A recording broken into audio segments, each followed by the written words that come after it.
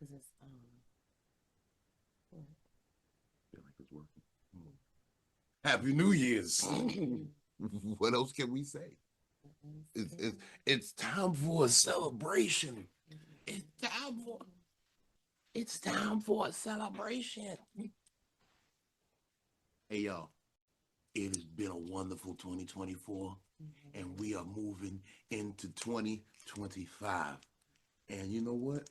Most Valuable Podcast thanks you for rocking with us all year.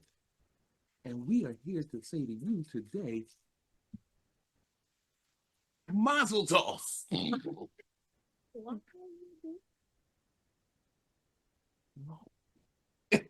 What if I not popped a bottle of champagne ignorantly? This is what we do here at the Most Valuable Podcast. They should have never gave black people champagne. Should have never gave niggas champagne. I steal my business. We don't know how to act. It's crazy. Hey, look, it's 2025, y'all. It's motherfucking. It's time for new days, new experiences, growth, change. Man, look, I can't. I'm gonna let you have the bottle. Cause I'm gonna drink some yak in a second. I'm gonna drink some cognac. Cognac. Cause we also got the we stay lit. You can make a cognac mimosa. Cognac mimosa. Yeah. You know what? Let's try it. Fuck it. Cognac mimosas. We've done it.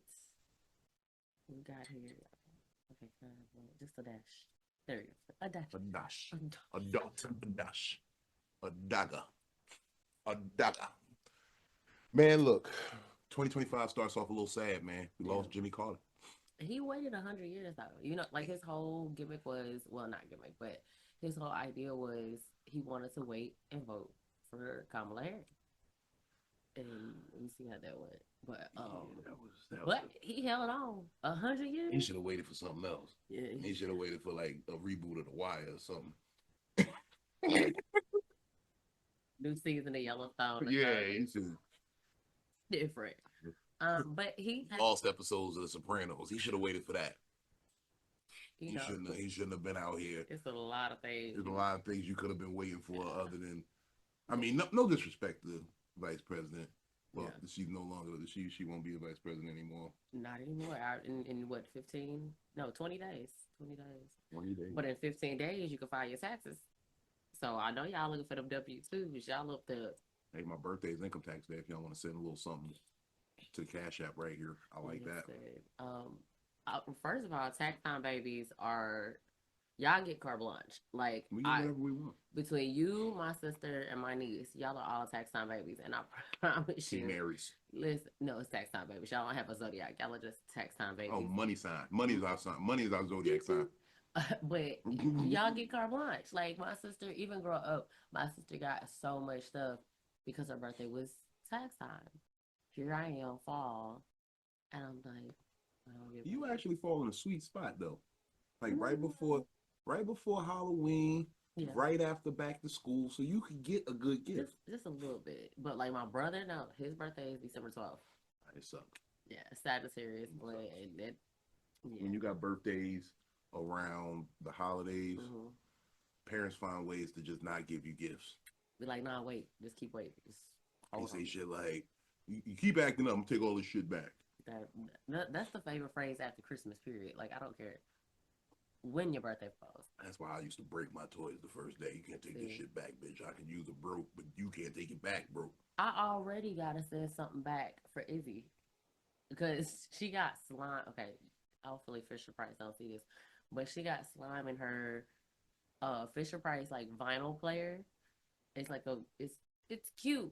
But she already got slime in it and it doesn't play. So when you play the music, it goes, roll. And so I'm like, how did you do this already? But then she has a 4.5 foot tall, it says 4.5 feet tall dollhouse. But it's really like 5 feet. And I put it together. I basically told, but I told her grandmother and her dad, nothing else can come in this house. Because if we ever move out of where we are, we gonna need like a U-Haul for the dollhouse. Like the dollhouse need its own bills and everything. Like it's huge. And I'm tired already of Christmas. But we took down our tree. And that's big for you because you are a I know. Easter tree woman. Listen, You I'm have- a Juneteenth tree woman, first of all. I will change the bulbs on that tree got freed after the slaves. Shit. I will keep that bad boy up. I've done it before. But I decided this year we took it down the day before New Year's Eve. So yes, that was very sad in my house.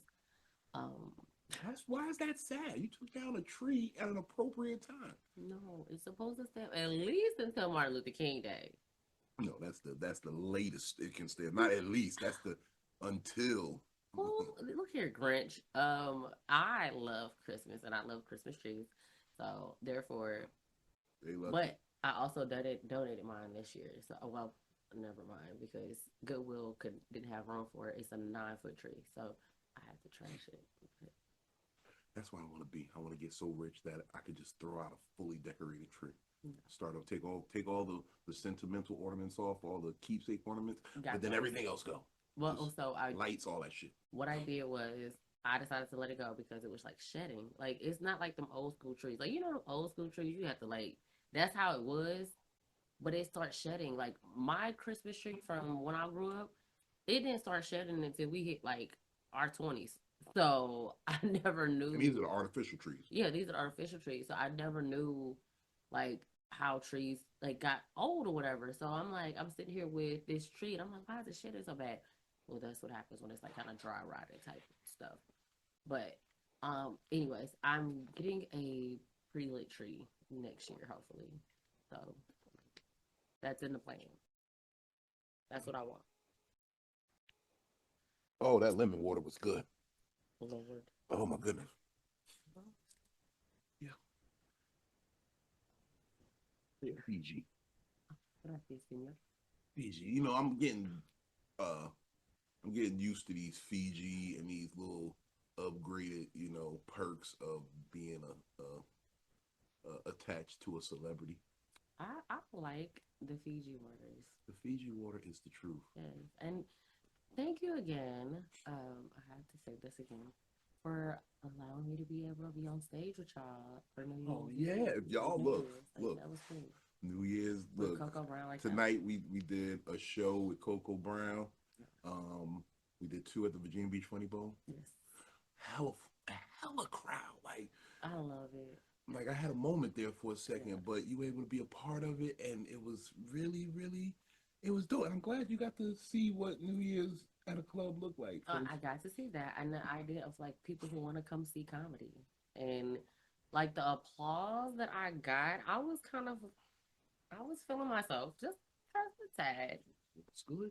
Cause it was one of those moments that I was like, oh, this is, it's good, but it's bad because I felt like, oh, this is what it feels like.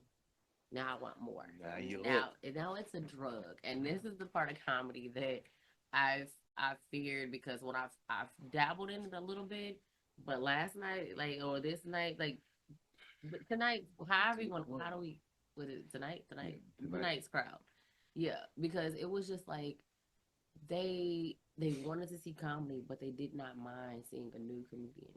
Like I just thought that was. Well, you were a face that they hadn't seen, and I felt, to be honest with you, I was saying it was good. The female comedians need to kind of step it up around this area. Okay. So gotcha. They see a new female face, and they're like, "Who is she?" Yes, and it was. And it went good. It Yeah. went good. I was able. So, And then you got the co-side of me. I came in there, I kind of alley just like, hey, that's my partner right here. She. You brought it in, but the intro was beautiful. I was like, oh my god, I think that's my specialty. You definitely have an intro game, like, because even for Coco, I was like, oh my god, she has done all, like, it was beautiful. It was a beautiful intro, and I just felt so welcomed on stage. And one of my things that like, so like you didn't see this, but like when you were going on, I was like, okay, let me go back to the back in the inside, like in the little hallway or whatever. I gotta stretch. Oh yeah, I do that all the time. I do it right there on the side of the stage. You will catch me doing calisthenics. Like, Okay. Like it You gotta was. get loose. And I was like, oh yeah, that feels so good. Mhm. And I've noticed when I don't do that, my shows, I feel stiff when I don't do it. Exactly. But it's like for me to do that, and it was just like, and so so I peeped that one time though. Who else does that? Marlon Wayans does that, and he does like the little stretch, but his is like nigga, like Yeah, you gotta stretch, touch them I've heard toes. them click, click, click, click, like it was like God damn. Yeah, if my back don't pop, I'm not ready yet. Yeah, I'm not ready. and that's like literally that's what I did. So I stepped back in the little hallway, and I was like, oh yeah, yeah. And I was like, Mhm. it was such like that's the thing with comedy. It's such a drug, and it's like such a phenomenal feeling. And it's like for Coco, like of course, like because I know you was like, oh, you say hi to Coco, and I was like, I don't want to disrupt her, but I don't want to also be on the stage and like, yeah, bitch, I want to. Like, no, I had to go in there and be like, look, I appreciate you for this, and just even because she could have said no, you know what I'm saying, like, You know, Coco is great at welcoming new comedians to the stage, welcoming, giving a chance to somebody. That's how. Yeah, people don't understand. That's how I got on with her. Yeah. It was at the Funny Bone. I literally was just there hanging out.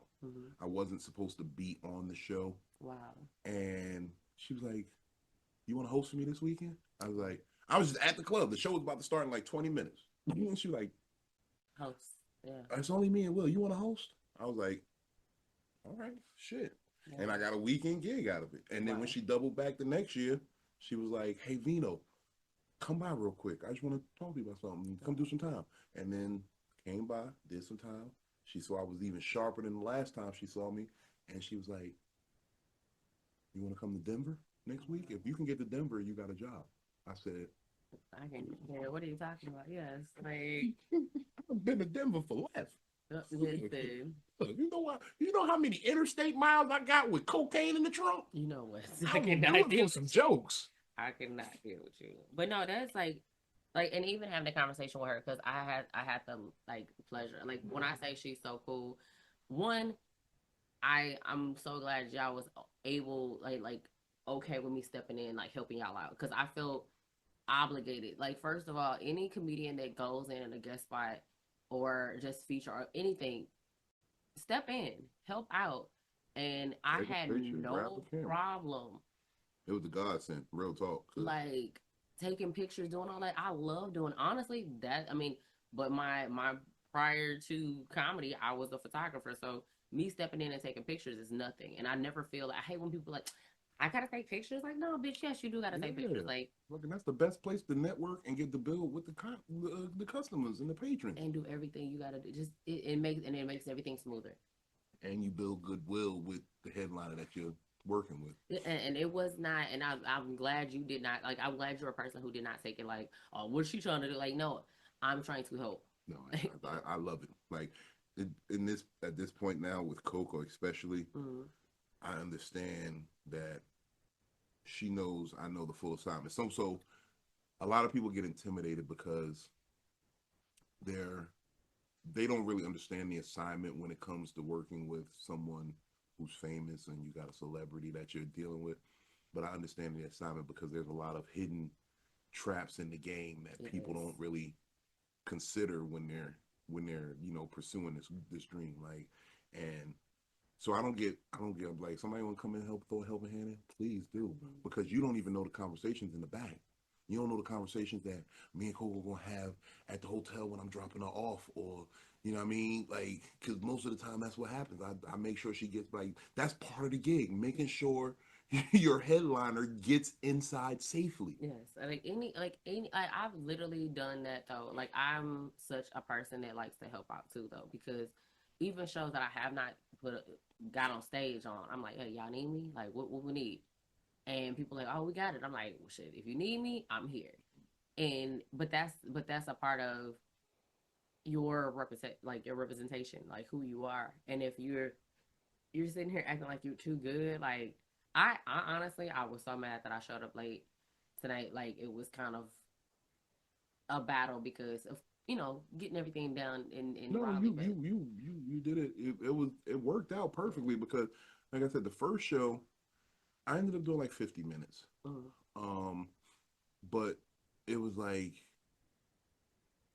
it was cool to come in on a second show because that's the one you want to be on. Yeah. It's the last show of the year. The official, and that was Officially the last show of the year, and the first show if you technically want to think about it, because we still be on that stage talking after midnight. And so that was the highlight of my night, though. I will say this because I intentionally did not want to, like, you knew in my voice, I was like, I don't think I'm going nowhere. Like, I was a part of the, hey, I'm gonna sit on the couch, drink the champagne. I'm cool. Like, I was watch the ball drop till I drop. You know what I'm saying? I intentionally was like, yeah, I'm gonna stay home. I'm cool. And I said, you know what? Something said like, it's of course my favorite like thing is like faith without work is dead. So it's like, okay, what do you want to do? You can't say you want to be a comedian and you ain't doing no comedy. And I have been on a hiatus. So those who know, I have been on a hiatus of just kind of pouring back into me, pouring back into like my family and everything like that. So I took that time off and I said, okay, I've had enough time off. And I got in the car and I jetted it. And it was smooth sailing until that rain hit. That rain on 58 is the motherfucker. I was like, why is it? And then I was in that one little county that I cannot stand. Oh, out in Suffolk, yeah. Yeah, I cannot stand any of that. Yeah. Northampton County, fuck you. Count your days. Yeah. Oh no, that's Southampton County. Count your days, Southampton County. I was very disrupted by that. And that bitch ass motherfucking speed camera y'all got. That shit gave me so 5 tickets. That's $500 in tickets. First of all, I don't open them. They trying to make them illegal. But they should be. No, in St. Louis. No, okay, I know every time I say this to people, like, well, we ain't in St. Louis. St. Louis is illegal. Like, you cannot. It's just a camera, but you don't get a ticket for it. Because my thing is, you can't say I'm accountable for, like, in my car. You don't know if I was in my car. That car could have been stolen that day. Could have been stolen. Somebody could have not gave me, could have took it without permission. And then, therefore, it's not me who's responsible for it. So that's why Missouri it's illegal. So I'm like, why doesn't, like, nobody else knows this? Well, after the 5 I decided I'm not paying the 6th one. Listen, I feel like Martin, when you get jury duty, what did Martin say? When I get jury duty, I mean, rip it up. It's in a recycling bin at this point. Now I'm gonna watch Martin for New Year's. I'm gonna watch Martin all night till I fall asleep. Martin is the shit. Shout out, Tisha Campbell. Yes. Look, they gonna be, if y'all in Cleveland January 10th and 11th, go fuck with them. My man Finesse Mitchell, Tisha Campbell. I'll be in Baltimore personally. Me and Coco will be in Baltimore at the Comedy Factory. We gonna eat some crab cake. I told Ray Diva we gonna have a crab cake eating contest. Crab cake. Okay, listen. I'm trying to unbig my back here. Come on now, like y'all can't keep doing this. What you gotta do is you gotta fuck with me on this intermittent fasting. I've been juicing and intermittent fasting. It sounds like no food. No, it's actually all the food you want, just at a certain time. And I go a little aggressive because I'm a larger man, but I only eat between the hours of 2 p.m. and 8 p.m. I have a 6-hour window. Okay. If it's not fruits or vegetables, raw or juice, 2 to 6, that's my window for food. Okay. So I know. So it really works. So but but as like I said, you're smaller than me. You are, you have a different metabolism. You might be able to get away with noon to 8. I mean, and low-key, I will say I kind of fast, but I don't think about it. I guess because, I don't know, like, my kids be wanting food. And I'm like, that'd be a problem. That's my problem. That's my problem with all my niggas. My nigga asked me 3 times this week to go to Golden Corral. You want to go to Golden Corral? Now, I obliged him the first time. Yeah, of course. I obliged him the first time. I said, yeah, I can go to Golden Corral. I can do some Golden Corral. Fuck that. We're going to sit right by the steaks. But then the second day, it was 2 days later, the nigga said, you trying to go to Golden Corral again? I said, bro, I'll be even eating like that. Because that's how fat niggas always started. I don't even be eating like that. A lot of food. A lot, you know what I'm saying? It's a lot of carbs. Listen. They always start with the carbs. It's a lot of carbs. But I love a good steak bite. That's my. At the spot down on the ocean front, motherfucking, they do the steak bites, and they do, I don't know what is in this little sauce you dip the steak bites in. In your face when you said that, because I know it was good, because you was just like, Steak bites. You know the food about to be good when that nigga suck that bottom lip. make sure that's the clip. Could you look at that shit? This shit is so funny. I'm not gonna lie. You sat there and was like, I was like, oh, wait a minute. I don't know what that sauce is, man. I don't even really be fucking with the sauces usually, but this sauce I like. Like, I'm the type of nigga, I can eat nuggets with no sauce. Like, I like a honey mustard, but I can eat, as long as the nugget's hot, They're good. It's, I don't need no sauce. With this shit, with these steak bites, it's a white sauce. I don't know what the white is. Pause. What's the white? What's the white? The white. But I dip this shit in there. I'm like, and then the steak bites are so tender. And when they tender, okay, so yes, I definitely bought like. Shout out CP Shuckers. We might have to go stop by there. We might have to go check them out. And listen, and I'm gonna do a video on them steak bites. If we go, I'm gonna do a video on them. Steak bites and oysters. We just all we want. That's all we want. Steak bites and oysters. Makes me happy. Steak bites, oyster, and cognac. Happy. You know what? I'm living my fab. You see, what y'all don't realize is I'm very superstitious. I used to call it stupidstitious, but I really understand the super and the stition now. Okay. We were talking about that earlier. Yes. With the black eyed peas, collard greens, grapes, all that good stuff for New Year's. It's not so much about what it actually does, because they say it's supposed to be for health and wealth. Yeah. But it's about the connecting to the memories of it. It's a tradition. It's similar to why I smoke a lot of reefer. It's about the ritual of the cipher. But I don't reefer and I don't. It's just the ritual I'm talking about. I know it's not the same thing, but it's the ritual of the cipher. Okay. But I get it. Okay. Yeah, it's the ritual of eating black eyed peas. Yeah. It's the what your people taught you. You know, the stories and the history that's passed down through those things. Yes. So I'm wholeheartedly with it, and I'm fresh off of it. I actually started a new tradition. So anytime I'm near a body of water for New Year's, I'm jumping in ass naked. Actually, we got a clip of it right here if you want to see it. We got it. And I'm going to put it right here. Edit. Boom. 2025.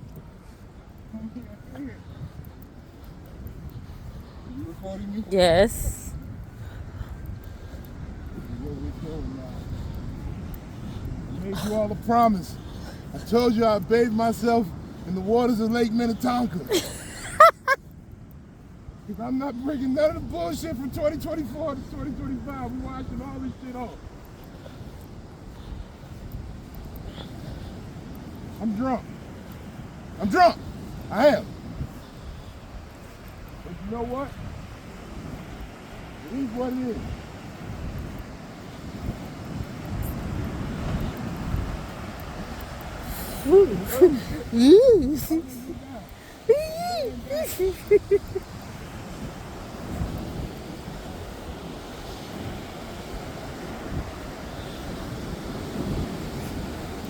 Oh, this is about to be freezing cold.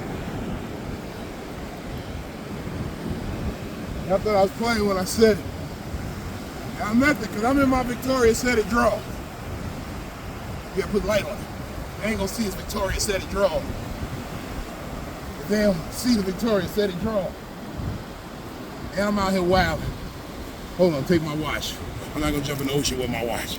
But I jump on with my chains on, because my chains is real, unlike you other niggas. My chains is real. Woo! Woo!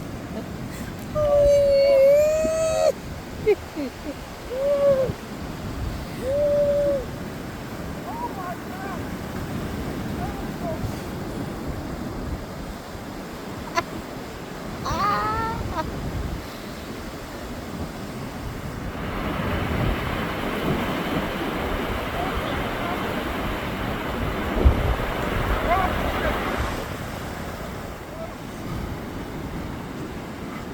Big Vino, comedic therapy is what we do. I told you I'm a man of my word. I'm on y'all ass. Happy 2025. And you only say that because you were not the camera person. I was the camera person. She definitely was the camera person on that. She saw my naked ass and my dingling swinging in the ocean. It was a lot. It was crazy. It was a lot. It was a lot to see. It was cold. It was cold. So pardon me for any shrinkage that might have happened. It was definitely cold. My nuts jumped up in my body for a hot second. But I will say you were respectful on me not seeing everything. Oh yeah. Cause you look when he turned around, it was a quick, like he made sure it was respectful. It was trying to be respectful. We try to keep this professional. And you know what I'm saying? Because I don't want y'all to be sitting here like Vino is the Harvey Weinstein of comedy. It's him. No. It's Steve Brown. I was actually gonna say that, and I was like, no, but it's only one of them. No, but I heard that honestly, there's some other comedian in Fayetteville, North Carolina, that's like that. I don't know who it is, but yeah, listen, all these. Look, first of all, I just want to say this, comedians, my fellow comedians in the game. Let's be better in 2025. Let's be better. Let's get to that point where we're write your own jokes. Write your own jokes. Let's start with that first. I said that in Cleveland. I said there's no feeling because I've been working a lot of new material lately, and when I was in Cleveland, I was kind of nervous about working a new material. Okay. Because it was like absolutely new. It was like I had wrote some. I wrote some of that shit on the ride to Cleveland. I had 9 hours I had 10 hours in the car in Cleveland. And motherfucking that's spicy though. Like, that's a good to do. I think the feeling of doing new bits is actually refreshing too, because it gets you a little fire. Like, okay, did it work? All right, cool. Actually, I was forced to do it because I don't encounter this much. This is maybe only my second or third time. I had a heckler in Cleveland. And it wasn't like he was like specifically assaulting me and what I was doing, but he just would not allow me to work. So I had to reel him in, and I had to let him know, you know, he got to witness some of that Vino wit. But that's also why I like recording all my sets, regardless if it's like video or audio. I like recording them because maybe I do encounter something like that, and then it's like, okay, what did I do? I like that. Like, I keep it. You know what I'm saying? Like, and so, okay, I'm not gonna lie. What helped me on the road, like the ride to here, was I listened to my joke. Okay, so what starts out my joke, on my bit about Diddy and everything is Cat Williams. So I listened to the Cat Williams interview with Shay Shay. That interview is. You got to. He didn't be liking the party. You got to. He said, "You have an unnatural allegiance to losers." And I don't like this. I don't like that. What? Like his whole interview, I was sitting here like I think I left. Maybe like I got like 30 minutes left of finishing that interview. That nigga got 20 different sound bites in that bitch that were phenomenal. For 2024, it hit. And I'm just like, oh. I just want to say, for the record, I was the first one on that Cat Williams. Like, you know me. You used to see me online all the time, and I was wild. And they used to say, Vino, you can't say that to everybody. People have the right to be who they want to be. You can't be da da da blah blah blah blah blah blah. And I used to look at them and say, bitch, where? Bitch, where? No.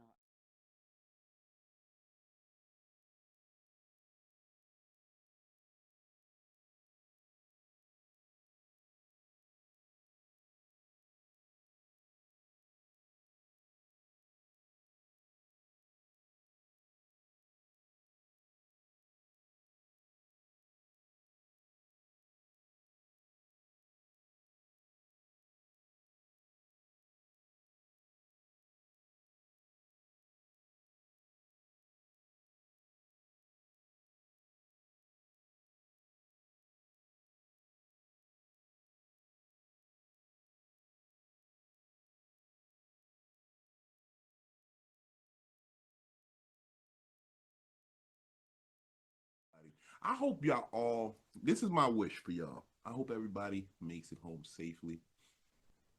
I hope that you have a great, prosperous 2025. Yes. I want, like, contrary to popular belief, I hope everyone wins. But I do my best to make sure. That is faith without work. Like, if you don't work, you can have all the faith in the world. You can have all the belief in the world. You can have all the trust in God and everything you do. But if you do not work to build that, so if you don't believe it yourself, so that's like, I hate when people say, like, well, if I don't do this, then it's not going to happen. But it's like, and what we talked about, the superstitions, like, if the superstitions are more about memory based, and then like when you come to yourself, it's more about who you are. Cause you can eat all the black eyed peas you want to, you can eat all the grapes you want to, you can do all that shit. All that shit. But if you're not working, if you're not saying, hey, I want to be better, I want to be a better person, I want to do this. Again, why I came tonight, because it was more of, I don't want to sit here and say, oh, I want to be a comedian, but I'm not getting out there doing comedy. Like, what? I try not to put people under the standards that I carry for myself. And I'm so happy. Like, let me toast that to you. I'm so happy you took that step. Yeah. Because I know I can be a bit intense at times. You got me, because I was putting on my black eyed peas, and I'm really was about to say no, because them black eyed peas is going to be I am intense about this comedy thing. I really, really love it.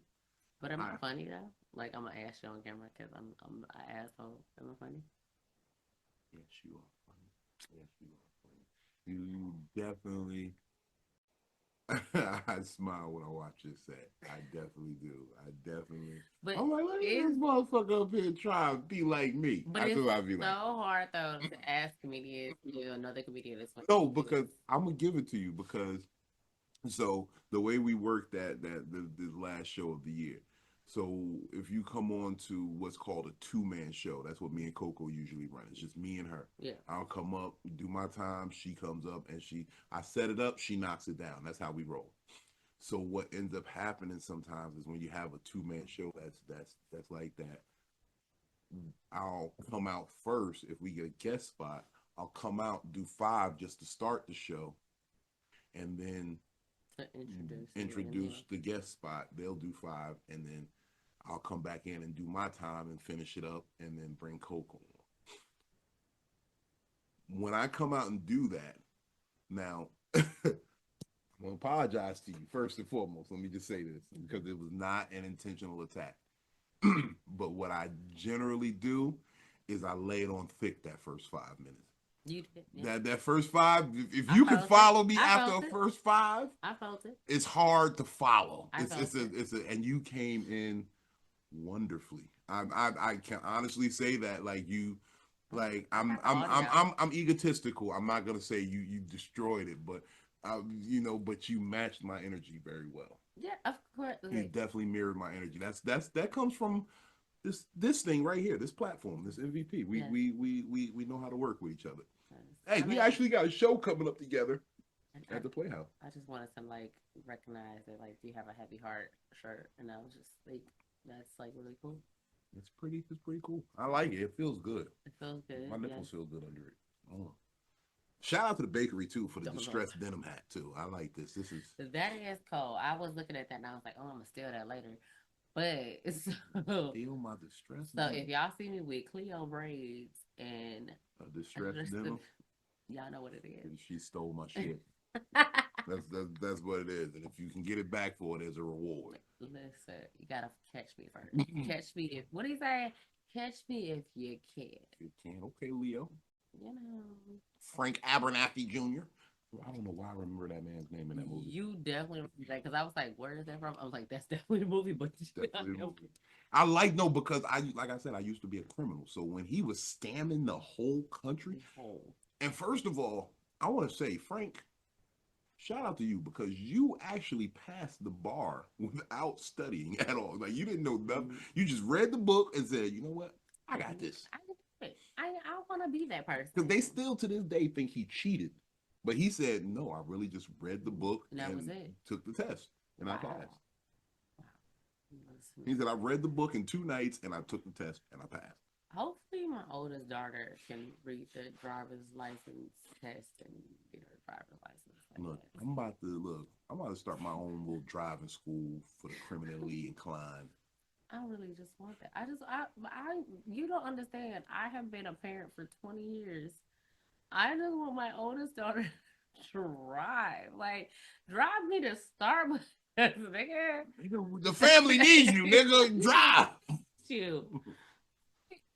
And I know she'll be looking at me like, Mom, you really just disappointed me. No, I love my daughter. My daughter is everything.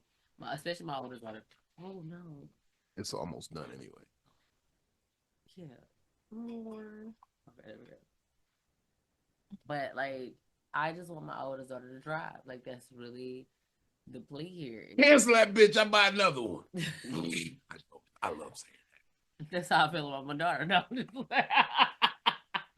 No. Cancel that bitch. I'll make another one. Do you know what she said to me the other day was Izzy was playing and she was like, I'm just tired. I'm sick of Isabella. I'm like, first of all right, fine. I'll just have another child for her to have a playmate. She's like, fine, thank you. I was like, first of all, no, I need you not to put that on my womb. I don't want to do that right now because having a childbirth is not easy. And the way that she just addressed it was like, bitch, have another child. I was like, well, then bitch, do it. Like, do it then. Birth a baby. And I was like, that's a lot of work.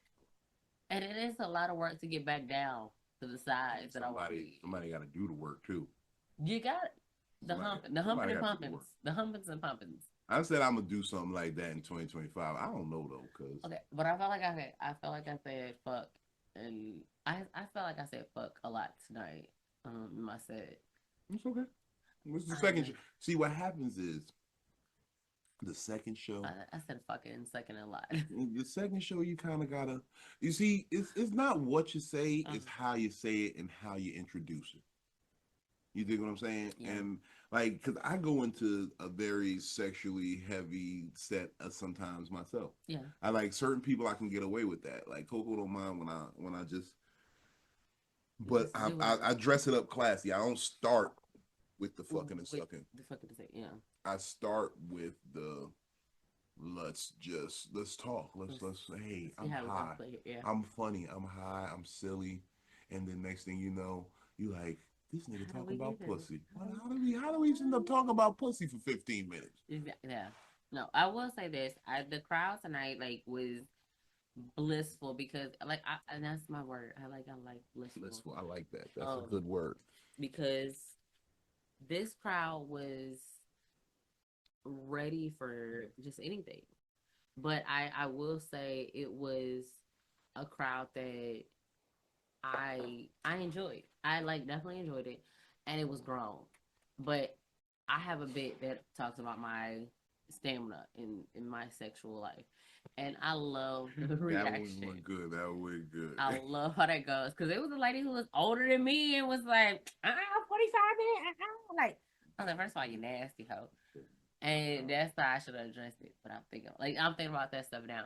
And then, shout out to a girl who had my glasses. She had the black joints, but they were sparkly.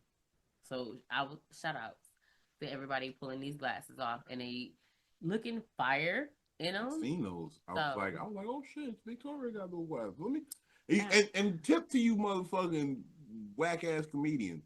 If you see something that the next comedian can use, it's not always your obligation to motherfucking take it off the table. Leave that shit on the table for them so that they can come on stage and they might find something. And if they come on stage and then they didn't say nothing, then you can say something about it. Be courteous when you're fucking. And then also, okay, I've noticed I have to take away from my takeaway from just tonight and everything was I have a bad habit of mimicking, and I actually it's probably a blessing that I didn't come for the first show, because if I would have been able to watch and hear everything, I'd have been like, oh, I can mimic this. Like it's not that I'm a bad mimicker. I'm a great mimicker. That's the problem.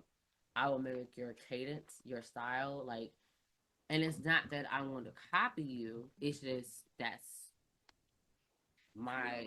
that's what I do. Like I'm an actor as well, so when it comes down to it, like I can also put on a character. I can say, okay, I want to be Vino. I want to see how Vino acts, and I can do your cadence. Baby, many have tried, baby. Many have tried. All right, Jamie Foxx. They came to shot phones. They tried to clone Big Vino. It don't work, baby. It don't work. You end up with a funny look. Like these other fat niggas, they just shape weird. They're not really fat niggas. They just shape weird. They got a belly. They got slim arms. Like if you look at my arms is full. They really like touch that right there. That's not no little shit. You know what I'm saying? This nigga got hands. You know he do what he do. But they be trying to mimic me, and they really don't. But I mean, they're not mimickers though. They want to, but you have to understand. Okay, so like I said, being an actress. Drink like me. You don't smoke like me. All right, Jamie. You don't love women like me. How did you feel about the Jamie Foxx special? It wasn't stand up. Yeah, okay. I'm glad you said that because I felt like because I was actually talking about this with several other comedians too. Mm-hmm. When you look at a stand-up special, as a comedian, you're looking to see how that person did comedically. Right. But you have to take that out when you're looking at the Jamie Foxx shit. Yes. This wasn't a comedy special. It was a testimony. It was that. It was a testimony. Yes. It was heartfelt moments. Yes. It was a story of breaking through and making sure that you want to cry. Yeah, you want to cry. You want to rejoice. You want to reminisce. You want to do all that. Like that's what that special was about. It wasn't so much. Comedically, he had maybe one really strong joke. That was like comedically, I will say that it was moments, but I agree. It was never I didn't go into it with a stand up because his mindset was, what happened was. So I'm gonna tell y'all what it was, and I'm basically putting myself on camera and telling you what happened to me. Then we're gonna have a concert, and then I'm gonna sing some, and I'm gonna do some of the greatest hits. That was it. And then we're gonna get the fuck up out of here. Because I'm gonna tell you, Atlanta. We gonna yell Atlanta 40 times. Atlanta 40 times. But I'm gonna tell you this though. Atlanta saved my life. Atlanta did save his life, but I'm gonna tell you this. Jamie Foxx, before all of this, I have said it, and I'm pretty sure it's recorded somewhere else, but I have said several times, I get married, whenever that happens, I want Jamie Foxx to sing my wedding. That is my ultimate, like... I can make that happen for you. That's a gift. That's a gift from me to you and your husband. Listen, I don't care... That's a gift. Where I'm getting married at, it could be at the motherfucking courthouse. This nigga gonna be at the courthouse talking about something. Blame it on the goose. Got you feeling loose. Y'all don't remember the episode? Because the episode when him and Fancy got it? Oh yeah, they was. Dilly, and then all the joint he got with Wale, Dilly, like that shit. Jamie Foxx can sing his ass off. Why don't we put the Jamie Foxx show up there with the Martins and the Living Singles? It should be though. It should be. It was definitely. Oh my god, that hurts. What did you do? So I was climbing a fence a couple weeks ago, and I fell, and that sounds fake. And it's the scab is actually starting to come off from when I fucked myself up because I fell pretty hard, and I just touched it and it didn't hurt. I'm sorry, that was a distraction. But the Jamie Foxx show should definitely be Braxton Hart and the Brave. Right. That name alone was very epic. Braxton Hart and the Brave. And he was actually married to the woman he actually ended up with towards the end of the show. Mm-hmm. The UPS worker. Mm. That was who he was actually. He's actually married to her. New Year's Eve, whooping my ass. Yeah, I mean, yo. That's you jumping in the damn ocean and shit. Oh man, look, that was refreshing. Actually, I didn't jump in it. I walked in it, but I You fell. walked. When I fell, it was cool till I fell. It was really righteous till I fell. Because I didn't dive in the water. I fell in the water. I'm gonna be real with you. But you know, I took off my shoes to go in the sand, to walk with you in unity. Unity, yes. But Across the cold, wet sand. The sand was colder than the water, to be real with you. Shit. The sand was colder than the water. My feet was cold. Okay. And then I walked back to the whole. We walked back to the whole. Look, we walked back here barefoot. Barefoot. That was a real walk. I felt like a white person at that point. I definitely felt Caucasian. I felt very Caucasian. I felt like like, president. Okay, listen. I have to talk. I have to write a letter like that. That's how I felt. I will write a letter in a heartbeat. You know, heartbeat, and that's how I felt. And I was like, oh my God, Black people don't do this, but we did it. And then, well, you did it. Black people do this. Look, I'm like I said with the superstition thing. I want to start creating my own. Like at some point, somebody created the superstition of Black Eyed Peas. Somebody said, you know what, we got Black Eyed Peas. Let's make Black Eyed Peas for New Year's. And then they say, let's do it again. Those Black Eyed Peas you made last year, you should do that again. And then that's how I want to start my tradition. Yeah. I want to say 2025, I jumped in the ocean, freezing cold, in the Atlantic Ocean. And I washed away my sins in the waters of Lake Minnetonka. And I'm here to start renewed, fresh. But why you have to do your whole body? Why you couldn't do your feet? Because my feet the only one sinning. My body sinned. My whole body sinned. Well, why ain't it you just had to do your whole body? Like, and look, it was worth it. It was worth it. I really do believe. I feel clean. I feel like I'm ready to take on like it's really, I have a renewed sense of faith and motivation in this comedy shit because I'm be real with y'all. It started looking bleak for a nigga, you know, like I tell people all the time and they think I'm joking when I say it because people be like, yo, with comedy, what do I need to know? What do I need to be like? What advice do you got for me? And I tell them quit. Why quit? Quit. Cause you don't you like having self-esteem? Don't you like before I started doing comedy, I was so assured. Like I was so sure of myself. I was assured in who I was as a person. And this business will make you question everything. Like I really know, even when it comes down to relationships, I question shit now. And before it used to be, fuck that bitch, whatever. And now I'm like, I be questioning shit. I be having doubts. I be, you know, even when you have a good set on stage, was it good enough? Was it that set that's gonna transcend the game and make me you know what I mean? I mean, I signed an autograph tonight, but it was not. But I feel like it was not something that. Did you sign an autograph on my shirt? Did you sign an autograph on a High Hope shirt? No. Oh, that's right. You signed Snorted. Yeah, you signed Linda shit. Yeah, Linda. She's funny. She's funny as fuck. I signed that autograph book 27 times. I signed it again last night. I did too. I did, and I was like, she has so right. What you don't know about her, she's actually an associate of the club. Okay. So when people come into town, she arranges their rides from the airport or things like that. So she always has a ticket to major shows. Okay. So when you see somebody come into town, she'll be there usually on a Saturday. Because she's because she got them there. She got them from the airport. Gotcha. So she has a lot of. She actually, I want to tell y'all this. Some names in that book because she was slipping through and I was like, yeah, she see everybody who comes through. If Saturday night she gets them to sign, she gets a private audience with them. She will come up to the hey, I need you to sign my book. Sign it. Her book was nice. And this is the 4th book. I've signed 3 different books. Hey, she had that book for Can I like address my makeup? It's fire. Okay. Anyways.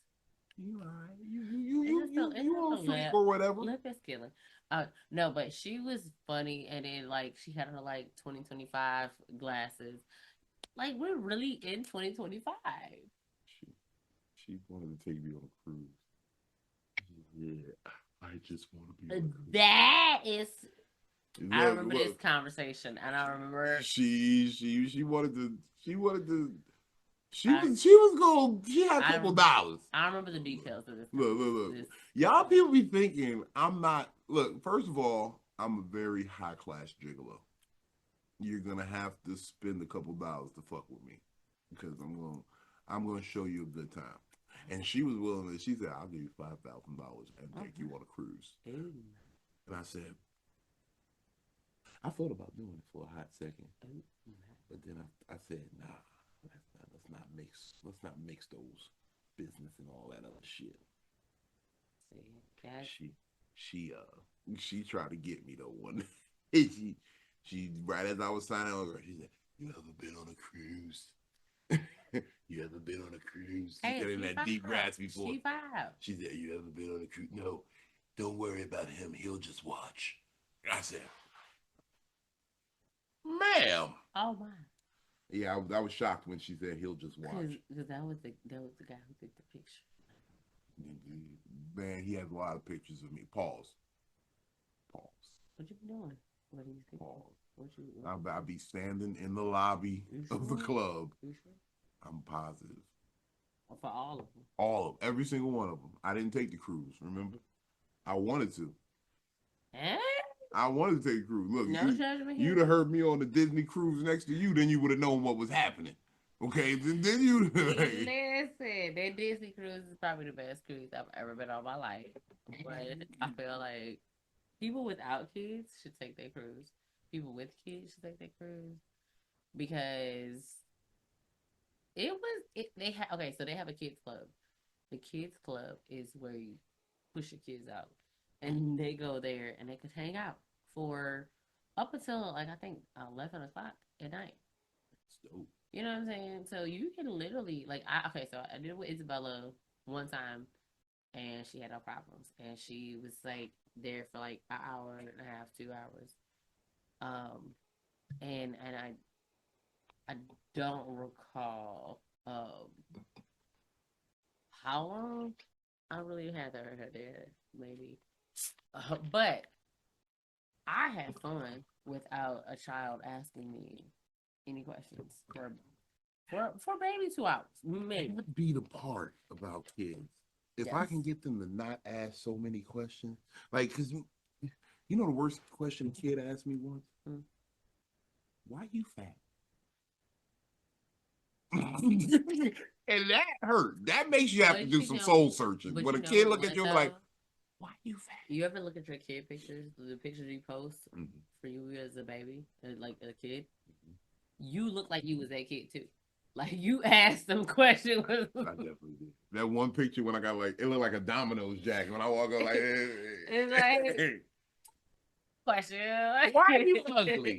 Because I'm good for that. I know I was good as a kid for asking why you ugly. You're that, like you were that kid. Like it's so funny because you were. What you eat? Or I asked, what you eating? What you eating? Can I get some? Yes, like before. And I say it with the list too. Can I get some?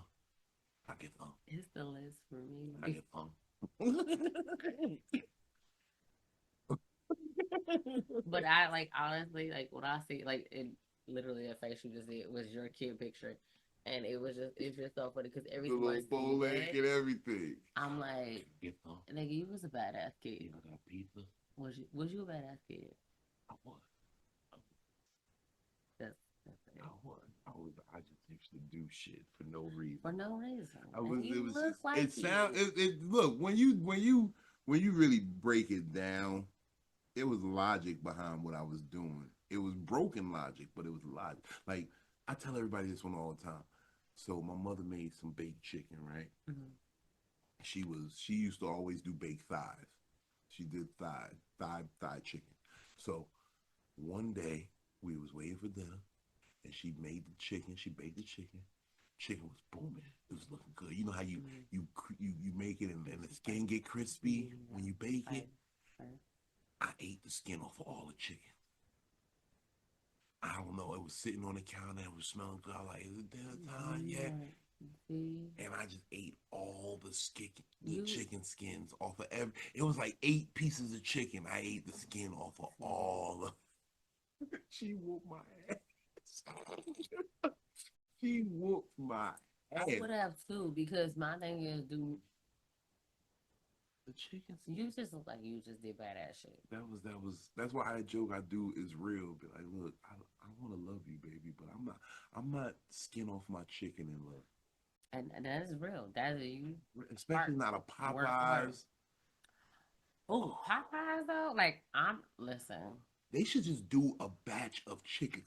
If Popeyes just started doing fried chicken skins, nigga. I'm gonna tell you, I'll be back. That's The fried chicken skins with a little dipping sauce. no, okay. So the phrase "big back" is annoying, and I hope we leave that in 2024. But my niece made it hilarious because she calls my daughter, my oldest daughter, Kaylin, she calls her BBQ. Big back queen. Big back. The BBQ. That is hilarious. And I laugh so hard because I love it when children come up with comedic genius. and she only 10. And I just was like, Salute to you. I say, BBQ, the big back queen. Like, that sound like a bitch eat ribs all day. and this is what Cameron would do. My oldest daughter, like, as small as she is, like, if you ever see her, she's very slender. She's very, like, very small. But then they like, that's how it always be. But it's little motherfuckers. It's so annoying because I'm like, I don't have enough food stamps for her. Like,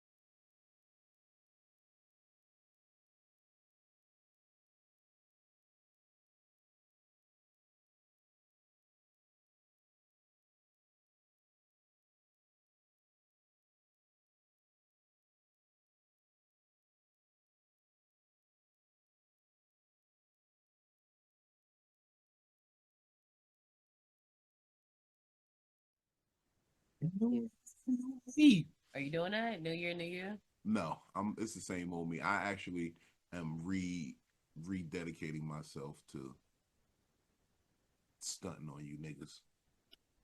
Hey. I want to piss each and every one of you motherfuckers off to the fullest. I'm just trying to figure out my shtick here. I think you got a good one going. I think you got a good rap going. You know what I'm saying? And you know me, admittedly, stickler for comedy. Like, very, very, I would say spoiled. Yeah. When it comes to, and very opinionated and critical when it comes to comedy. Yeah. I agree. And I will say this. Friendship aside, pleasantries aside, you are a very talented comedian. Can I have this? Because I think this is the last one. It ain't the last one. I see a couple more. It's the cognac chocolate. Cognac. But no, you're a very talented comedian. You have a very unique voice. And like I said, it's not going out. When it's not going out, yes. No, but I mean, like, aside from the cadence and you know, pitch of your voice and the sultriness of it, you have a unique take on what you do. First of all you niggas in the chat right now, y'all about to be in her DMs after that little chocolate deal. Okay? That was far. That shit went that. I saw the dangly ball. It touched the dangly ball. I saw it touch it. I saw it, 5. but Continue. but yes, you have a very unique voice. You have a story to tell. So I recognize this, and like I said, it's about just putting the polish on it. It's about you got to get comfortable, and that's why I'm happy you chose tonight to come out and say I'm going to be, because it was tough, y'all. The realness of it is I'm not the person I am without 365 nights the first year. Yeah. Without 365 performances the first year, I'm not the comedian I am today. Yeah. On the first show tonight, I unlocked a new superpower. I think I unlocked a new characteristic where I'm comfortable now just talking to the crowd. Just talking. Like, just if I know I got extra time, like I got my bits that I got worked out, but if I'm feeling the crowd out to see what kind of crowd we got, I'm comfortable just talking to them. I know that I'm funny enough to just, is something going to happen that's going to make me say, oh yeah, let's just talk about that real fast. And but that is something like that, to get away from your bits, to get away from what you already have scripted, basically. You break that down and you say, okay, I got time to take away from here. I got, like, you to mentally do that as you hit the stage is wild. And that, because again, comedy is not for everybody, and everybody who thinks they can get up on stage, like, for me to be able to do it and to try it after years of loving comedy, watching Sinbad and hearing Sinbad cassettes and all these things, and I'm like, this is amazing. Shout out Sinbad. And shit, when it comes to shout out Mark Curry. He gonna be in Richmond. I'm upset that I'm gonna be out of town while you in Richmond, big dog, because I would definitely pull it. Like, I can't wait till you come to Virginia Beach. When I say he delivers a whole nother type of set, I've seen him perform, and I'm literally like, I was floored. You gotta give it up to a nigga who been in the NBA. Listen, and even with Richard Pryor, like, all these greats that we have, and it's like somebody was like, well, if you're a comedian, what's your top 5? It's so hard to pick your top 5, because if you say my top 5 females, if you say my top 5 comedians, if you say top 5 black, if you say top white, top 5 raunchy niggas, like, it could be so many, because you have your Coco Browns, you have your Samores, you have your Richard Pryors, you have your Cat Williams, you have your Mark Currys, you have so many. Damon Wayans. Oh my. Okay, I'm about to put you on the spot here, because you always put me on the spot. Yeah. Top 5, dead or alive, right now. Ooh. No, it ain't even gotta be no order. Just top 5 comedians, dead or alive. I'm gonna say Tony Rock. I'm gonna say Damon Wayans. I'm gonna say Richard Pryor. I'm gonna say Cat Williams, and I'm gonna say Dave Chappelle.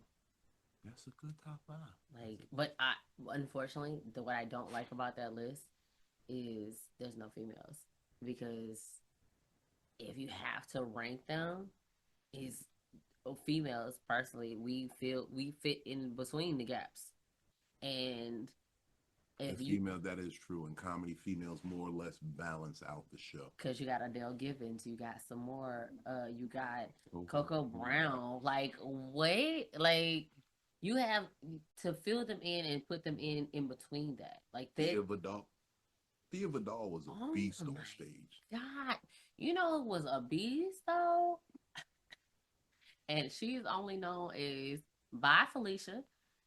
What's her real name? Oh my God. Oh damn, Felicia from Friday. Yes. She used to do comedy? I didn't know that. Oh my, Def Comedy Jam. I gotta go look this up now. She got a bit that's so fire. I gotta look her up. Oh my God, cause that I did not know that. That's some new shit to me today. Yep. See, you learned something new here. This is why the most valuable podcast is for y'all. You learn new shit here. Oh my God, what is her name? Hold on, give me a second. You keep doing you. I think her name was like Lisa something or something like that. It's Aaron or something like that. It starts with a C for sure. Oh my God. R.I.P. Bye, Felicia. But she ain't good though. She is. She not. Yes, she is. No, you talking about the chick who was like, I'm Janet Jackson. No, by Felicia from Friday. Yeah. Felicia from Friday died. No, she did not. You sure? Look it up. Look it up. Why are we here? Look it why up. are we here? Let's bet. Let's put a Angela little bet. Means. Angela Means is the name of that character. Angela Means. And type in Angela Means. Angela Means passed away. R.I.P. No, she did not.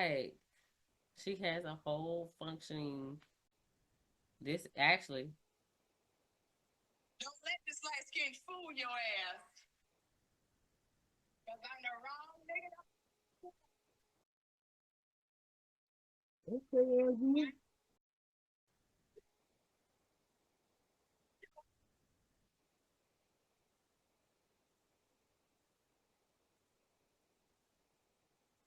Fire. Okay, the hair flip. Fire. Nigga. Hey, but her Hold on, big, we sure she not passed away? no, she is not fast. Look it up in Google. I think the whole Wikipedia will say passed away in No. 2020. No, maybe the character of Felicia. I'm telling you, the Felicia, she No, passed. she did not. She's 61 years old. She's fire. She's 61 right now. Yes. 61 in real life. And she is fire. Okay? Okay. Shout out Angela Means. My bad. I didn't mean to put that on Don't be deathing her. I didn't mean to put that on you, baby. I'm sorry. You still Listen. can't use my VCR to dub the Mac, though. What she's like on the wrong nigga to fuck with. Like, don't do her. I'm trying to dub the Mac. I need to borrow your VCR right Don't quick. do that. Honey. No, like she's fire. And when I say she's vegan now, like she's been vegan, but I'm damn near a vegan, so I appreciate that. I eat a little pussy every now and then, but that's something different. That's something different. That's a part of my there's dietary restrictions to that, but it's allowed. how did we get here? How did we get here? Vegan lifestyle. That's how we got there. But no, okay. So back to comedy. Now, Angela Means is a comedian who is known for By Felicia, but her comedy on Def Comedy Jam, her skill set on Def Comedy Jam, fire. But the thing is, too, I think with female comedians, we but we have such a issue with like I guess female comedians doing certain things. Like I said tonight, I felt like I did say like dick sucking and sucking dick a lot, but it was like But it was funny, and it set up the joke, like the punchline worked. It wasn't like you see a lot of people don't understand the gratuity of cursing, so they do it tactless. They do it without really thinking about how like a well-placed expletive accents your conversation. You know what I'm saying? And some niggas just do it just to do it. yeah. Just oh fuck shit nigga nigga nigga big bitch nigga nigga nigga nigga nigga nigga nigga. I rarely say nigga Yeah.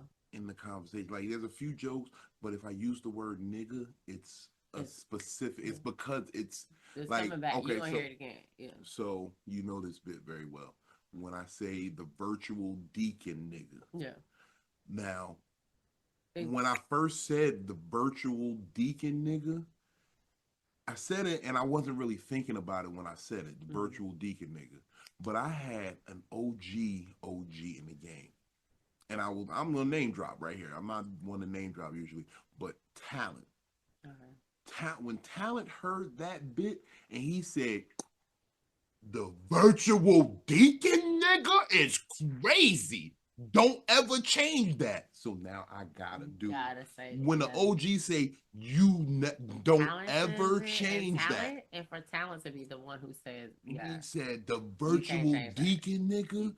That's the line in that joke. Yeah. I said, and well, Talent is fucking. I'm gonna take your opinion for it. I'm gonna trust your judgment, sir. Yeah, Talent is. That nigga said the virtual deacon nigga is crazy.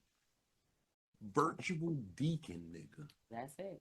But that like dropping out. But for comedy, like I think that's the benefit of comedy is when you have people who are willing to tell you like, okay, this is what you should do, this is what you shouldn't do, this is what you should do. Like that is a benefit to comedy. And that is a pleasure to comedy because I love it so much. you don't get it a lot.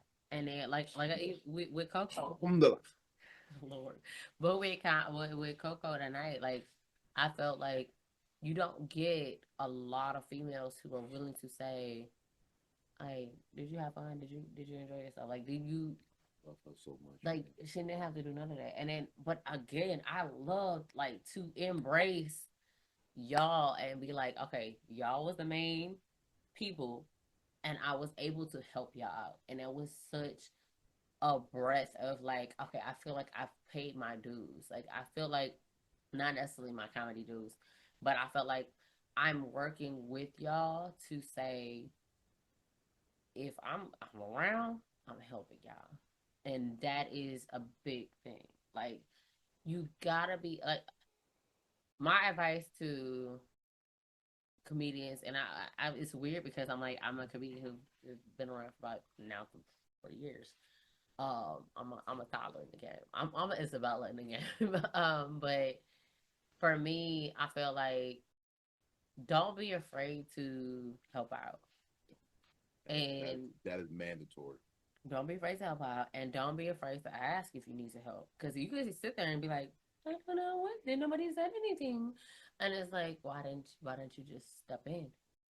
Because honestly, that's like, and I guess that goes back into like even being a photographer, being retail, everything that I've done before in my life, my skill set said like, hey, step in. Because I've done retail for 10 years. I've done social media for 10 years. And damn, I'm only 37. That's crazy. That's crazy. That's crazy. I'm not going to lie to you. I have not done social media for 10 years. I've only done social media as long as I've done comedy. We're approaching 8 years. But to see, the thing is, me and my sister talked about it before, was that like social media is so new, but it's also something that you had to like, if you didn't indulge into it, you just was not gonna get it. Mm-hmm. And social media for me, I didn't know I was doing social media until I was writing my resume, and I was like, nigga, I was doing blogs and shit for niggas. Like when yeah, I've been doing this shit. Been doing it, and I did not know I was doing it. And I have to address this because I know we're talking, and my voice is going in and out for the new year. But I know if I sound like a transgendering. I'm sorry. But that has nothing to do with nothing I was talking about. But I was just like, my voice, I can hear it. Yeah, you want. That's how you knew I nutted. That's my when I go. I nutted in you, baby. I'm sorry. If you hear me cough in the middle of sex, I nutted. That's what happened. If you hear me clear, okay, it's over. It's over. It's done. We finished. You've been exposed enough for me this evening. I did not see this side of Vino until this evening, and I'm. No, first of all, I'm very I don't know what to say. I am. So I feel like I should tell you because you'll appreciate this. I've begun my healing journey, and I've commissioned an artist to do a rendering of the oil painting of my leaked nude photo. Is it gonna look like It's gonna be the actual photo. It's gonna be like the Titanic. Yeah, it's gonna be an oil painting. It's gonna be she's gonna cover it with resin and everything, so it's beautiful and it's gonna last forever. And I'm gonna hang it up on my wall in my mansion. Okay, so out of 2024, we're now in 2025. What are you leaving in 2024? I'm leaving.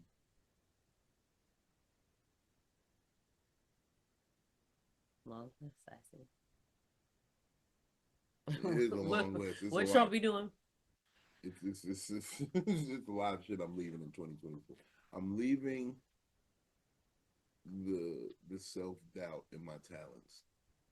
I'm definitely like leaving that. that behind because in this comedy shit, my whole time doing this, I've been basically just trying to prove that I belong on the stages with the people that I stand on stages with.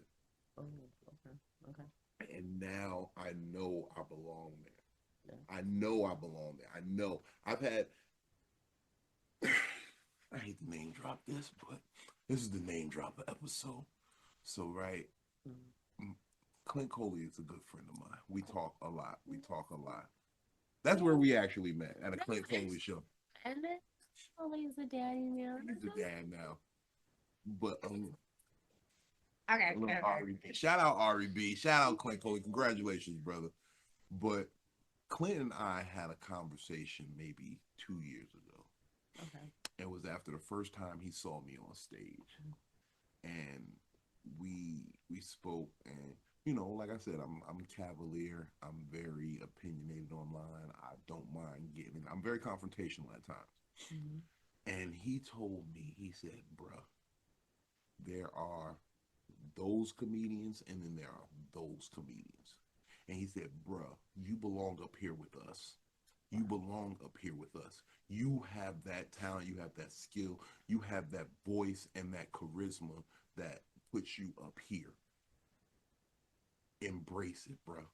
We need to see you up here with us." And when he told me that, that kind of like really made me, like, I listen to Clint. Like, even though he's younger than me, he's a big bro in the game because he's been doing this longer than I have. Yeah. And when he be talking, I listen. So when he was like, "Yo, you got it, bro. You are that type of nigga that you can change the whole game." So now my whole mindset is about transcending what you believe I can do. Yeah. I want to make jokes. I want to make TV. I want to make radio. I want to do all the social media shit, this digital platform, podcast. So now I'm looking at it like, nigga, I've been signed off on by some really real niggas. Yeah. Everybody I come across tells me I'm dope. So before I met you with Clint, I worked with Clint in Raleigh. And Clint, I told him, I was like, "Hey, I'm doing comedy now." And he was like, "Nigga, you're a photographer." Like, whatever. Like, that was the gimmick. And it was like, all right, let's go. And he let me on stage and a guest spot again that I didn't have to do, but I decided to do it. And I was like, you know, he was like, "If you want to do it, it's there. If you don't, let me know." And I did it. And when I tell you, I got off stage, he was like, "You were a lot funnier than I thought you would be." And I was like, "Oh man, I want so much more for female comedians because that's the stigma y'all have." Yeah, like we don't like when we see a new female comedian, we don't expect much. We're just like, if you make me laugh once, I'm pretty much. But you have to remember who I grew up watching. I grew up watching your Coco Brown. Your list is very like your top 5 list told me what I needed to know. But as far as female comedians, I grew up watching, like, even watching Coco tonight. I was like, damn. Oh, she's a beast. I was like, this nigga has new, like, I'm sorry to call her nigga, but no, she would appreciate it. This nigga, I'd be like, nigga. One time we was having, we was at Cracker Barrel. It was me, her, Skeet Carter, and Soul Korean.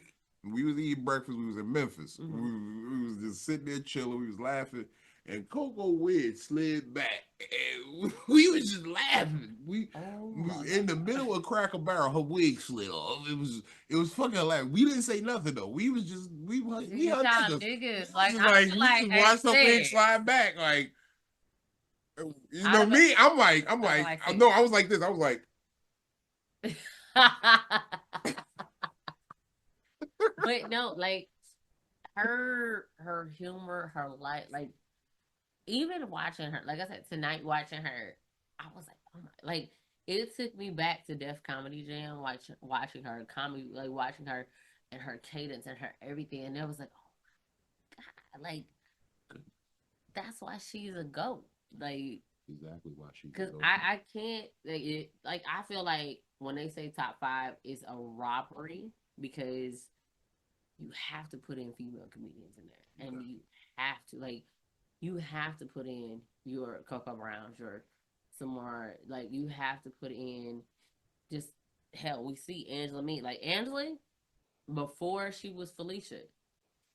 Which I don't understand. Barbara, Carla. Carla, oh my, For Carlisle. Barbara Carlisle. Motherfucker. We just, I do the Michael Collier morning show. yes, And we just had the 1000th episode a couple weeks ago. We had Sylvia T. Morrison on the motherfucking show. And she did a Monique impersonation that made people think Monique was actually there. And then Monique actually came through.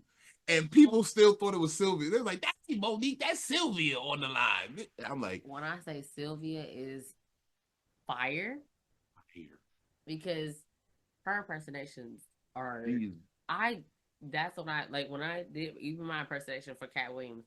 I want to perfect that so much because of Sylvia. Like Sylvia is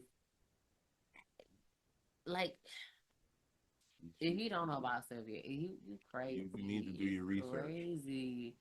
Like she has put it in a position like she was the first, like the foundation of this as far as female comedians to me.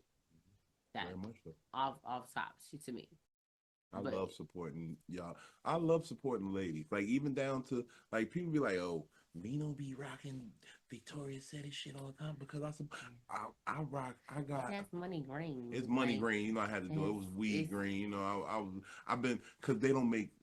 Unfortunately, comedic therapy T-shirts and sweatshirts don't come in green. And that's a sin. I will say that it's a sin. That's sacrilege. Yeah, that's a problem. You gotta figure it out. But I found this green shit, and I was like, yeah, we're gonna get a couple more colors too. Yes. We gotta get you a comedic therapy hoodie. Yes, or High Hopes. You know, I just dropped the High Hopes hoodie in scarlet red. I dropped them. Shout out to my homegirl Coco. You know me. I be on Instagram all the time, Instagram Live. And one of the people I call people who follow me the undefeated. Anyone who fucks with Big Vino is called the undefeated because the comments are undefeated, and every day you wake up and fight and keep going in life, you're undefeated because you refuse to lose. So I call all my fans and supporters the undefeated. I like that. I want a name for my female. I don't have a name for you. We're gonna work on that. We're gonna work on that. We're gonna come. I don't. But I call my supporters the undefeated. And one of the undefeated, her name is Coco. And she suffers from sickle cell. And we've been watching Supercell all the time. So I've been really like getting versed in sickle cell and the things that go on. And what happened with Coco one week, we were on live and we're like, we ain't seen Coco all week.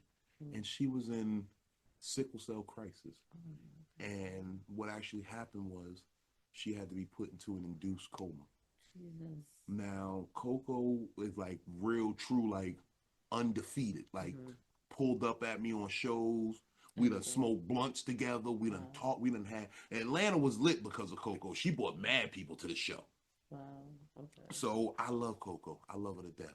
So what I did, because she was one of the first people, she bought each edition of the High Hopes t-shirt. She bought purple, black, gray, the tank top. She bought all that shit.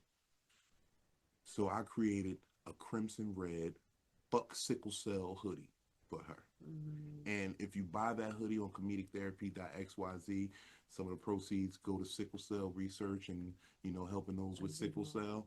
And it actually has, how they do the ribbon? Yeah. It has the sickle cell ribbon embroidered on the sweatshirt. Wow. So that is really dope. If y'all get a chance to go to ComedicTherapy.xyz, grab yourself a fuck sickle cell t-shirt or a sweatshirt, pardon me. It's a hoodie. It's actually a hoodie. It's a pullover hoodie. I did it for the cold month because we going to a lot of cold weather cities in these next couple of weeks. So I'm going to have a couple on deck for y'all.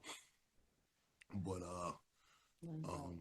Like I love Coco. I fucks with her, man. She always been super supportive, always in the chat, always plugging the shows. She plugs the podcast. She's just a real ass nigga, man. And when she woke up out that coma, we were so happy. Like, and we all actually kind of chipped in because, you know, she was in a coma for a week. And her son, she has a teenage son. And this nigga was kind of without her for a week. Like, that's real. So that's a lot. And we sent her some money to make sure, you know, bills get paid while she was down, make sure her son was all right, make sure he eating, you know what I mean? Because nigga be top ramened out for a week without mom. But without your, like, you think it's like, oh, a week? Like, a week is a long time to be without your parents. Sleep, shit.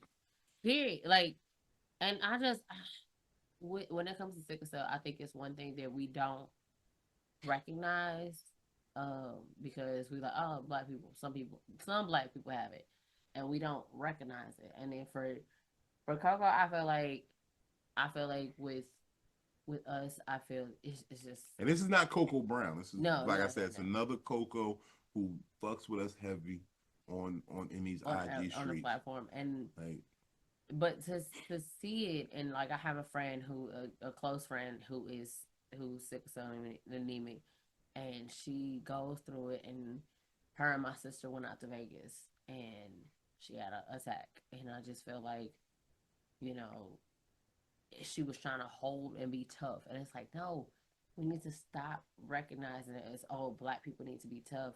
You don't need to be tough. You got people out here who support you and help you. Please, like, if you, and this is that's what I want to leave behind in 2024. Yeah. Let's leave behind this egotistical, this energy of I got it. It's okay to not be okay. It's okay to not be okay. That is really tough. And when you say it, I damn near want to cry, because it's like, it's okay. It's one of those things I've suffered from. It's okay. This one of those you gotta rub a nigga back. It's okay. And when you do that, you be like, that back rub be bringing that cry out sometimes. That nigga rub that spot on your back. You like right now, I don't need it. Like, yeah, like, because when you're in it and you're going through it, I get it. I'm going through it myself, and it's one thing I don't want to admit. I never want to admit that my pride won't let me admit it. Like, you know, in the things that I'm going through. And I just, oh my God, like, that shit made me want to cry, because I think about, like, even my homegirl Amber, who had a sickle cell attack when we was in college. And I just remember seeing her, and I was like, damn, you were so strong. Like, and she carries herself so, like, oh, nothing bothers me. And when we saw her in the hospital, I was just like, let me leave myself. Like, let me leave, because I know I was gonna start crying. But it's like with sickle cell, and it is such a disease that could be prevented. Not prevented, but it's researched enough to help to fix something. To fix. Like, it's such a disease that it could be fixed so fast that I don't understand why we are still in this position. Because very true.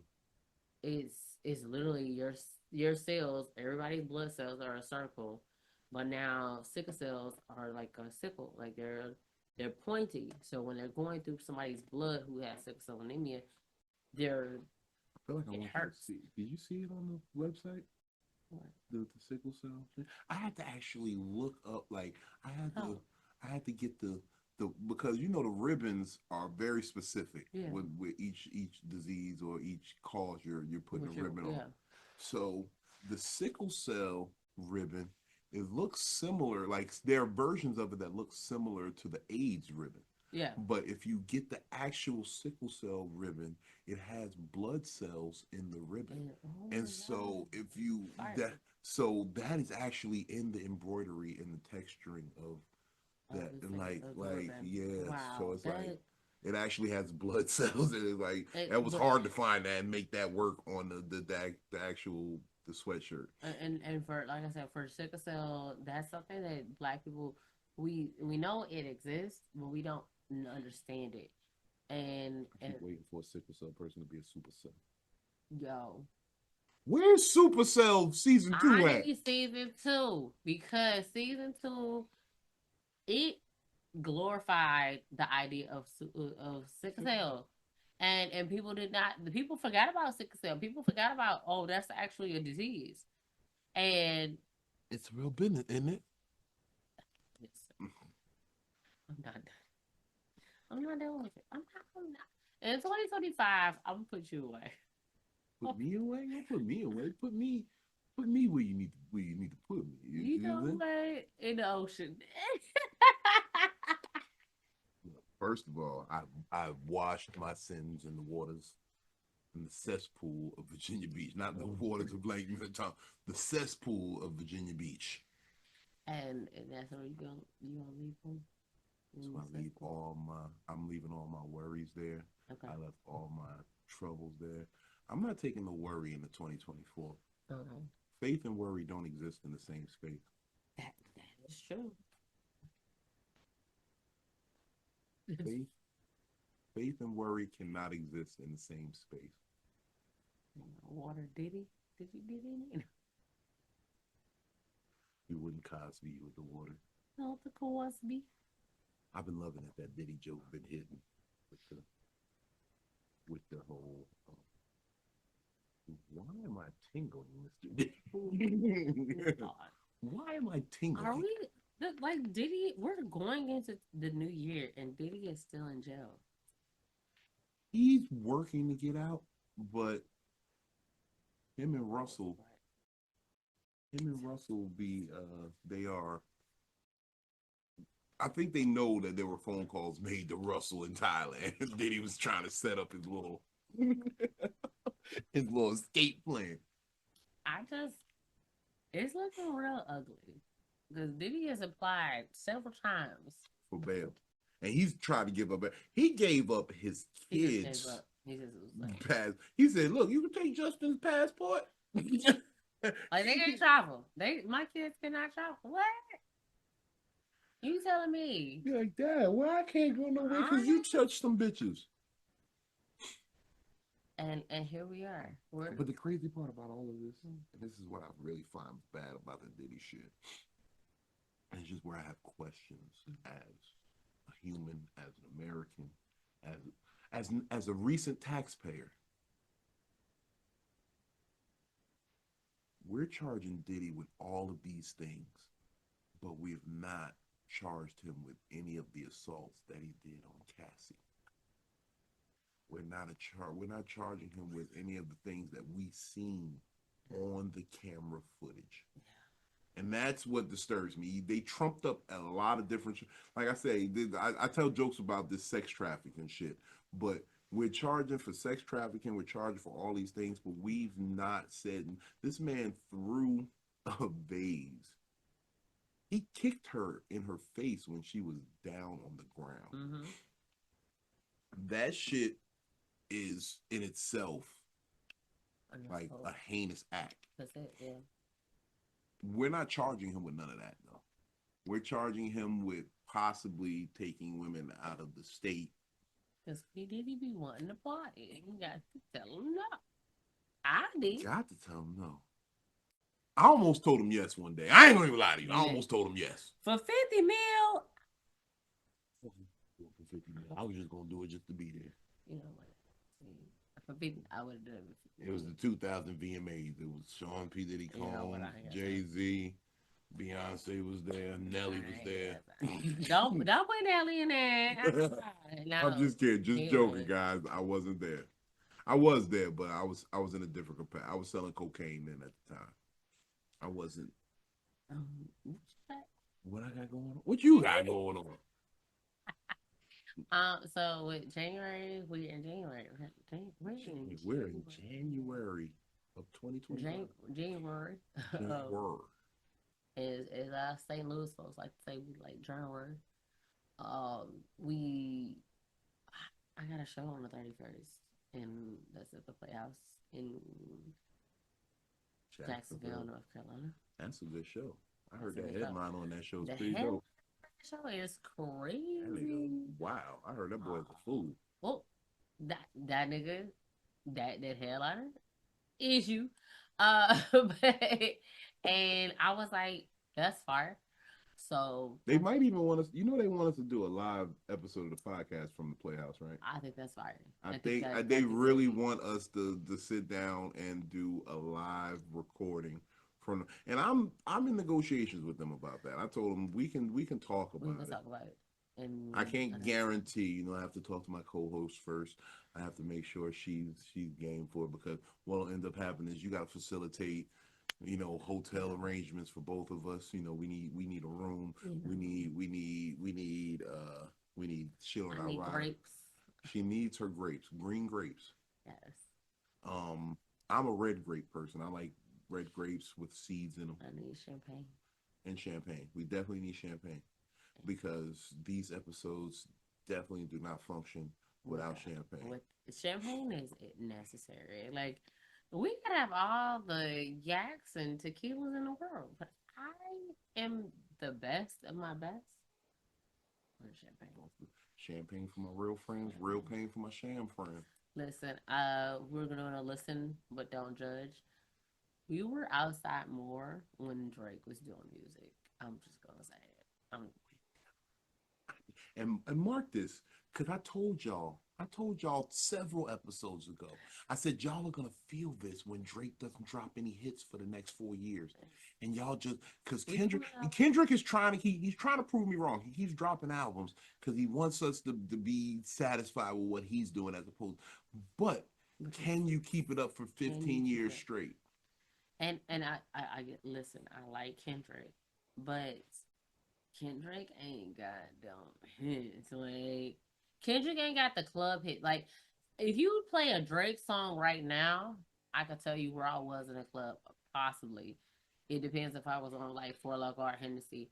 But Four Loko. Are you were a Four Loko girl? Yeah. We might have to do a Four Loko episode. Oh no. Oh, we gonna come out here with like 6 Four Lokos, and we gonna get lit. I cannot tell you what my 20. Listen, it was the red. She just said the red. She didn't say no. It wasn't watermelon. It wasn't fruit punch. It was the red. But it was the thing of like Four Lokos, like the coconut. But when it came to my homegirl just came from New Orleans, and her wife came from they were in Texas, and she was like, "Remember when we was in college?" And I was like, "I don't," because of Four Loko. Like, we walked out. It was like I just remember this walk. I remember our college was here, and then you take a walk down the street, and there was a liquor store. Crack in the can. And she was old enough, so she would get our Four Lokos. I was not at that age yet, and I just remember Four Lokos. I remember the can. That's why I like the coconut. But do I remember what happened after I drank the can? Like Four Loko, you drank Four Lokos, and I got an idea what happened. I don't remember. What they say, like, if you had what mesothelioma. If you've been diagnosed with mesothelioma, because of Four Lokos, I'm with you. We got to be careful. Remember, when we go to Jacksonville, don't drink the water. That's Camp Lejeune. Oh, okay. that is. I gotta remind you. Do you remember? I'm thankful for you reminding me, because I did not think, like, I'm like, oh, yeah, that's bottled crazy. water only down there. Bottled water. I don't even get no ice in my drinks when I'm down near Camp Lejeune. This is my 3rd time doing that spot. Well, okay, I was about to say this year. No, I did it twice in 2024, and they brought me there for New Year. No, not New Year's. 4th of July, and they brought me there for Labor Day. And they said, we need to bring you back to headline because you have buried our headliners each time you were here. You buried them, like they couldn't follow after you. So we owe you a flyer with your face on it. And I've said to them, well, you better make sure you put my co-host face on that flyer as well. I'm on it, and it's fire. Yeah. It is. It definitely is. But I gotta get some new headshots because I'm now officially rocking a fro. But I need my hairstylist to I think I'm gonna do purple, like here. I don't know, That'll work. like you know. We schedule some new headshots. I need to do some new headshots too because I didn't think the headshots that we did with those for the Most Valuable Podcast was going to be so popular and they would get around. Like they got me on every. I'm on every flyer like this. Ever. It was like Big Vino, but it's fly. But it's fly. It's fly. It looks good. I'm on all the flyers like that, but we're gonna do some different shit.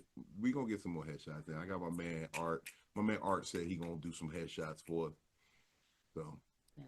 And I mean that's well, yeah. Playhouse in the 31st. With me, you know, I got a few things popping, you know. Denver, we'll be in Denver. Fire. January 3rd and 4th. Denver Improv. You said 3rd and 4th? Okay, tell my cousin I said hi. Tell your cousin I said hi. Yeah. I'm gonna come up to the show. Shit, we might even fly you out there and come out there and just come kick it if you want. But we got that the 3rd and 4th. We got Baltimore, 9th, 10th, and 11th. Baltimore Comedy Factory. Shout out to I'm gonna be pulling up at Moe's. I need one of them big ass crab cakes. This shit like this big. It really is this big. It's so delicious. Every time I go to Baltimore, I gotta stop at Moe's. Oh my God, a little tartar sauce, a little cocktail sauce. Oh my God. You eat one of those at midnight, nigga. Drizzle of lemon juice. Yeah, squeeze that little. Oh man, I can't wait for that. We got them 9th, 10th, and 11th. Then we are in the DMV inauguration weekend, the 18th and 19th. 18th, I'll be at Dave and Buster's in Arundel Mills in Baltimore. 19th, I'll be at the Hard Rock Cafe in DC right before the inauguration. And then, of course, be careful. You know, I keep that thing with me. We'll be all right. Then we'll be in Jacksonville, North Carolina, the 31st. 31st, Jacksonville. Your man Big Vino's headlining. We might do a live podcast from the Playhouse in North Carolina. That would be fun. Yes, bring everything. I'm gonna bring everything. I'm gonna bring all the equipment. We're gonna set it up, and after they do the open mic, tell them that we'll do a live episode and let the crowd ask questions and all that shit. Right. And then February. February is dope. February will be in Philly. It's a lot. February is the love month. But what Super Bowl is that month, right? Super Bowl is that month. Okay. Super Bowl.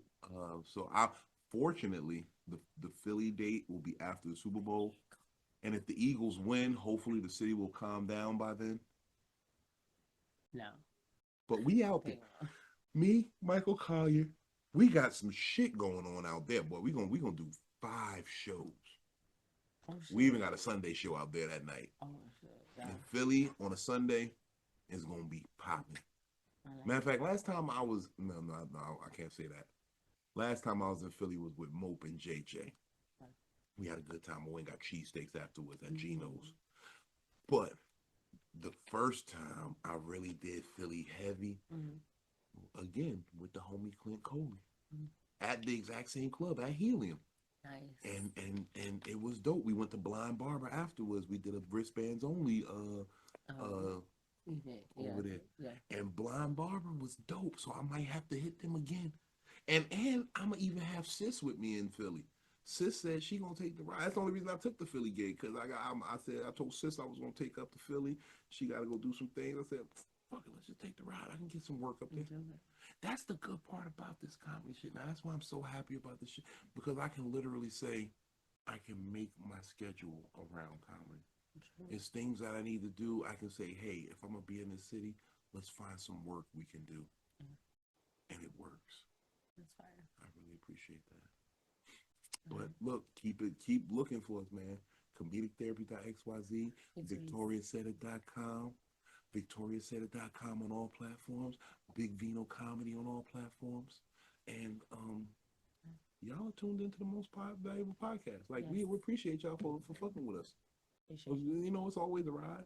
You know, we're gonna bring you a lot more in this coming year, 2025. I think we've rededicated ourselves to this mission. Yes. Victoria, are you with us? I'm with y'all. Like I had a conversation with Victoria this evening, and I asked her, did she trust me? yes. Because I have a vision, and if you trust me, this vision will carry us to where we need to be moving forward. And if it doesn't, I have an OnlyFans that will carry me. You can see a nipple on there, but that's about it. I've subscribed. I will subscribe for a nipple, Mm. but I know tricks, so What did you do? I showed her the OnlyFans lane, y'all. She saw that belly on Backspace. She said, "You really be making money?" I said, "You know." If y'all want to see it, left or what is it? Hold on, left or right nipple. They're there. They came for the titties, not the arithmetic. Not the jokes or the arithmetic. I got it. No, they came for the jokes. We definitely came for the jokes. Yeah. We didn't come for the learning. We didn't come for the left right. Just you know which one it is. We know which one we want. Yeah. But y'all, look, it's been another real episode, man. We appreciate y'all. Happy motherfucking New Year. Hold on. Haters, come out and play. I'm surgical with this shit, Jake. I keep telling you, I'm surgical with this bitch. No. Hey, yo. Most Valuable Podcast. Big Vino. VictoriaSaidItSTL. We enjoy y'all. And we out here. Look, I get money too. Look, we making ready for the New Year. Oh, okay. That felt kind of hard. And then didn't flutter like I wanted it to. I'm out of practice. I ain't been in a strip club in a minute. I wanted to. I'm gonna do it again. We're gonna do it again. We're gonna do it again. Do it again. Yeah. We out here. Happy 2025, bitches. I'm gonna pick up the 5. We'll talk to y'all later. All right. Peace. Smoke weed when you wake up. It gives your day high hopes. I stand on business.